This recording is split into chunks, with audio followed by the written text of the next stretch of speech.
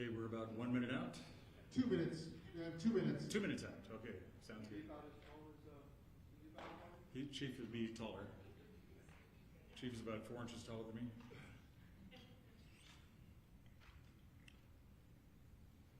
Okay, we have 2 minutes to get set up.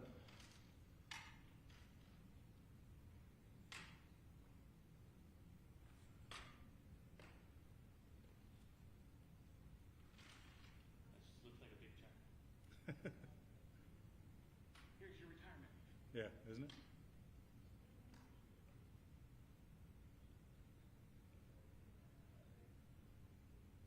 You good? Good morning, Dad. How you doing? Good, how are you? I'm doing fine. Just set it up there. Oh, it doesn't have a flip. That's alright. Don't have a clip on it? No, but it should work. I'm gonna put this back here and Yeah. set it right there. It's pretty loud. I know he's a booming voice. 1 minute, Dan. 1 minute. Looks like that's going away.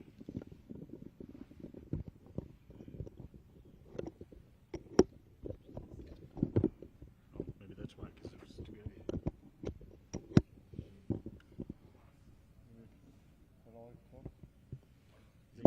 You guys good on that? Yeah. And by the way, on the 1 minute, we still need Chief and others out here first, so let's hold off on that 1 minute. We're not going to have that happen. Yeah, it comes down right here. Oh, there it is. It's because Yeah, that's what I'm saying. That's why I'm trying to push him back a little farther. All right.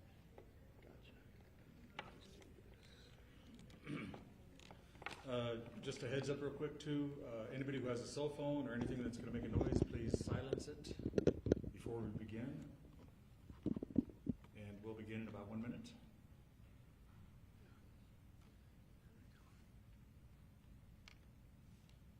And he's got a booming voice. Yeah. 1 minute. Okay, 1 minute out. So again, after Chief speaks, we'll have questions and answers. But if you have a cell phone or anything that's going to make a noise, please silence it before we begin. Thank you very much.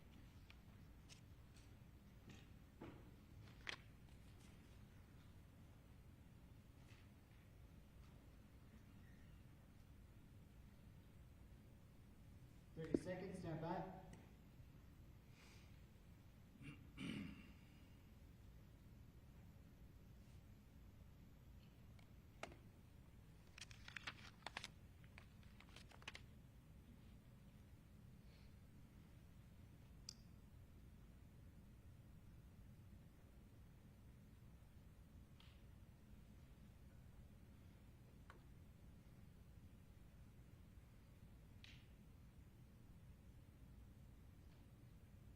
You're live. Good morning, and thank you for joining us today. The City of Las Cruces and the Las Cruces Police Department thanks you for caring enough to view this broadcast. We're here to talk about incident that happened Sunday on Embassy Drive here in Las Cruces. And the way this is going to work is Chief Story will get up here. He'll provide additional information with some audio and video from that incident. After Chief is done with his presentation, he'll take a limited number of questions. He'll be able to answer those. But please keep in mind that this investigation is still in its early part, so the matter is still under investigation, and we may not be able to answer all of your questions today. So, as I mentioned before, if you have a cell phone or anything that's going to make a noise, please silence it. And with that, I'll call up Chief Story. Thank you, Dan. Good morning. Today we're here to discuss an officer-involved shooting that occurred on July 27, 2025 on Embassy Drive. Standard disclaimer, the audio, video, the images that are contained in this presentation may be disturbing to some, so viewer discretion is advised. Call details. On July 27, 2025 at approximately 3:42 p.m., Central Dispatcher of Mesilla Valley Regional Dispatch Authority received a 911 call requesting officers to respond to 1981 Embassy Drive. The male caller reported that he and his mother were arguing and was likely to escalate into a physical altercation. At one point during the call, which you'll hear in a minute, he states that he has a gun and he threatens to shoot his mother. The caller said, "If you don't come, I'm going to do it then." The male refused to answer further questions and disconnected the call. This is the location of where this incident occurred, right at the corner of Hoagland and Embassy. Next, I'm going to play for you the 911 call that dispatch received. Cumberland, 1981 Embassy Street Drive. What is the address? 1981 Embassy Drive. What is going on there? Can you just come, please? What is going on? You no longer fighting. I need you guys to come, please. What do you mean you guys are fighting? Is it physical? He's gonna get to his work. Can you please just come? You need to answer my question and stop telling me to step up. Answer my question. Yeah. Separate yourself from her right now because you're going to fight with her and it's not going to make anything better. So you need to step outside or go somewhere else. Can you come? Grab on No, you need to answer my question. Have a fucking gun. I'll shoot her right now. Come over here. You're making threats on a recorded line and the officers are going to be aware of that. I don't fucking care. Can you step outside somewhere? No, I'm not sure that's coming. You need to step outside. No, come in, baby. Sir, you're not being cooperative. You're not answering any questions. Alright, well, you're alright coming in. They're already going. But you need to answer my question.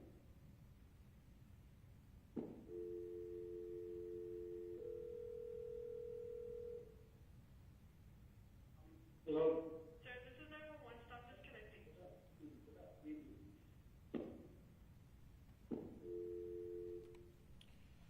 Officers were dispatched at 3:45 p.m. The first officer arrives on scene at 3:46 p.m. Central Dispatch advised that prior calls to the fourplex were linked to an individual named Dominic Martinez. Upon arrival, the first officer attempted to identify which unit from this fourplex the call was coming from. The officer heard yelling coming from behind a screen door at one of those apartments. He announced police and knocked on the screen door. The officer contacted a male and female at the door and was informed that Dominic Martinez was still inside the apartment. And Dominic is asked to exit the residence with his hands up. What you're going to see in a few minutes in the video, you're going to see the officer move back towards a black SUV to take cover. Right before Dominic Martinez exits the residence, holding the gun in his hand. Now the video is hard to see exactly what Dominic is doing because the officer is behind cover, but based on witness statements and what the officer says on the radio immediately after, Dominic Martinez is pointing the gun at the officer, who continues to move behind cover, fires, and then gives commands to Dominic Martinez to drop the gun. Eventually, Mr. Martinez drops the gun, and the officer continues to hold and give him commands and talk to him until other officers arrive on scene. You can see the gun visible between the two cars where Mr. Martinez gets on the ground. And here's a body-worn camera from the primary officer on scene.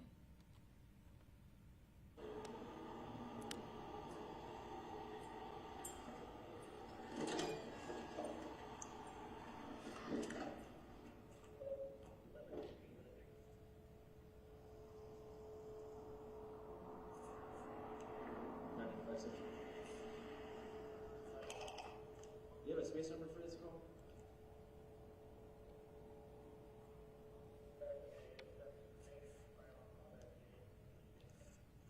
For that Dominic, now, do you have a space number for either one? Oh, maybe I probably, yeah, here's some more.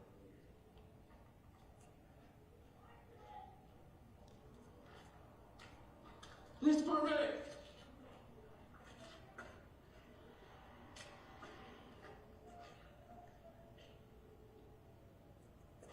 Police department! Are you Dominic? Where's he at? What was that? Where's he at? Tell him to come out with his hands up. Dominic! Okay, sir, tell him to get out to you.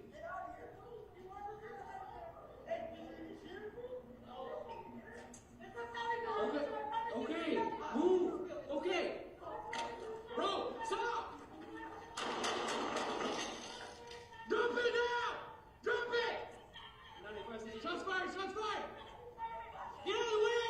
Drop it, move! Drop it! Drop it! Drop it! Dominic, drop it now! Get out of the way! Move!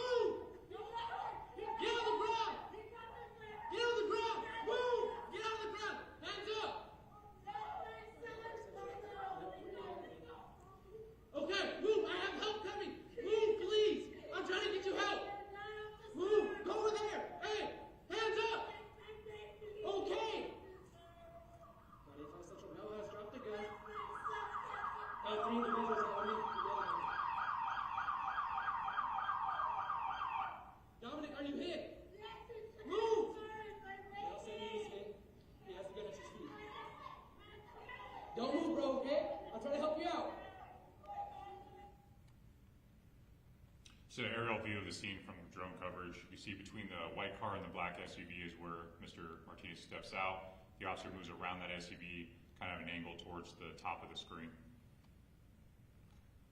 It's a still image from the body-worn camera showing where the gun ends up after Mr. Martinez drops it. Once other officers were on scene, they came up with a plan. They took Mr. Martinez into custody. Once he's at the patrol vehicle, Mr. Martinez, and they're trying to check him to make sure he's not injured, and they were able to confirm that he was not hit by gunfire. He begins thrashing and pulling away from the officers. He was subsequently stabilized on the ground. He was put in a wrap later on for his own safety and for the safety of the officers. But Mr. Martinez tells officers that he wants them to kill him or to hurt him. This is some body-worn camera from other officers arriving on scene, so you see them take him into custody and then moving him to the patrol unit.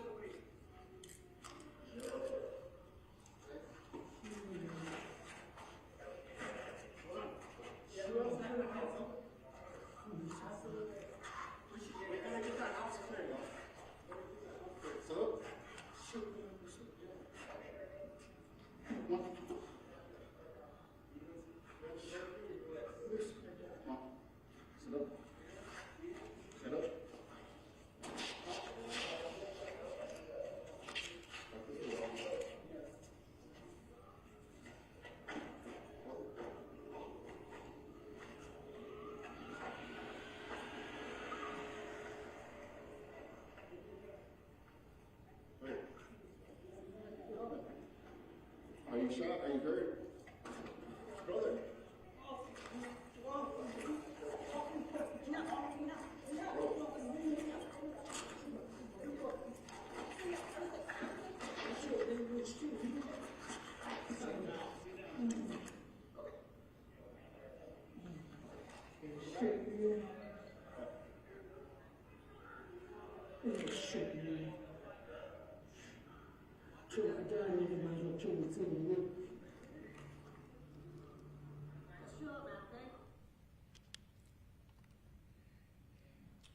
A witness who is a family member of Dominic confirmed that he pointed the gun at officers as he came out of the apartment.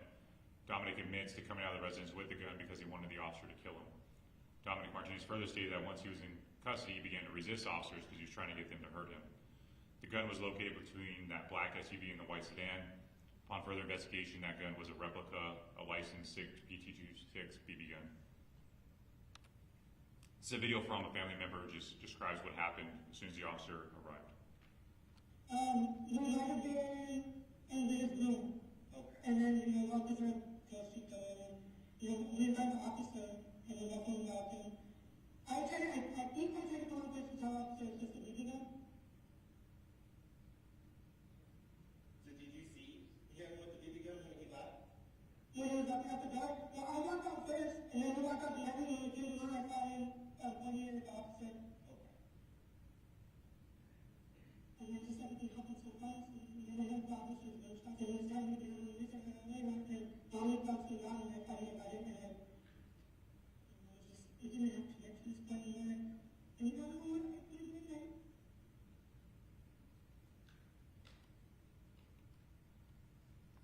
So still from where the BB gun was located on the ground once they processed the scene. An overall 3D scan area, you just see the location where Mr. Martinez comes out of the apartment. You see the approximate location where the officer fires. And finally, a close-up of the BB gun, which is, again, a replica 6-hour P226.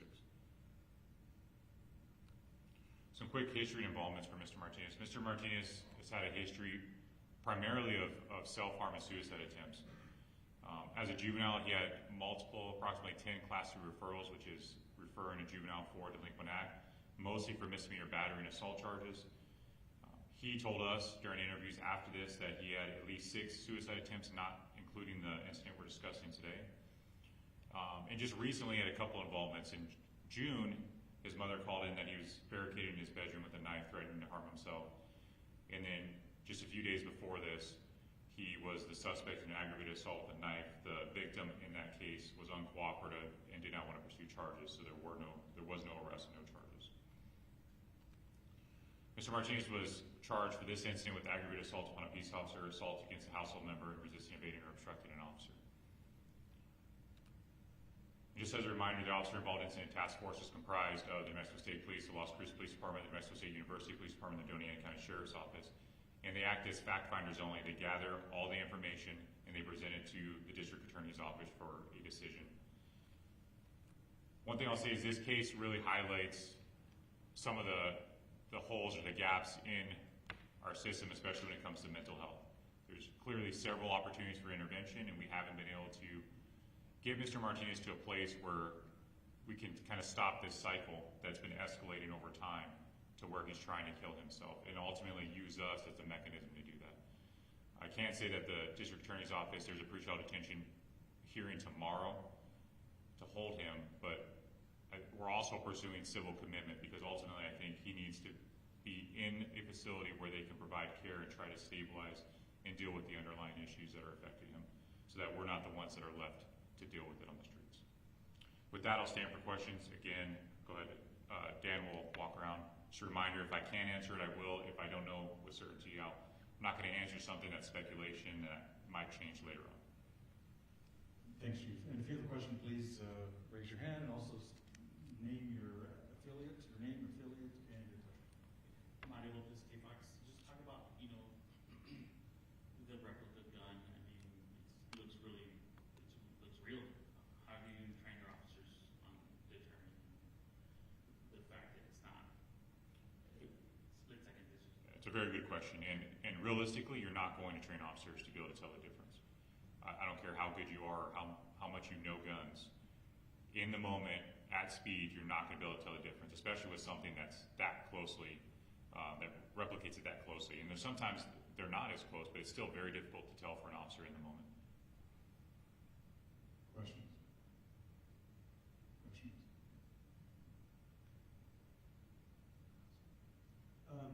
Chief Story, Kevin with Telemundo. Just a quick question on the body cam footage.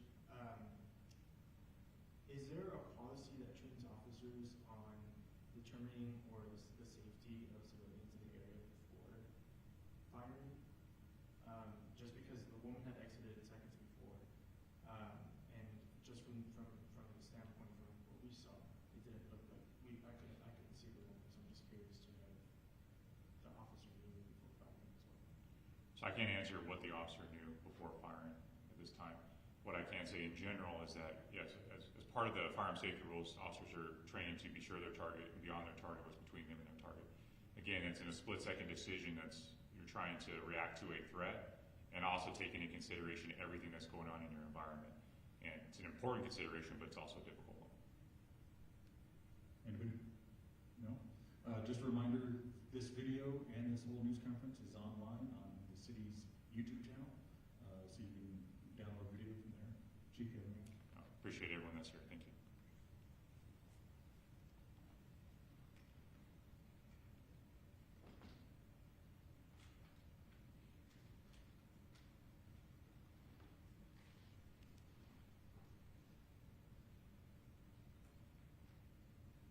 Yes, thanks a lot. Thank you. Yeah, no, thank you.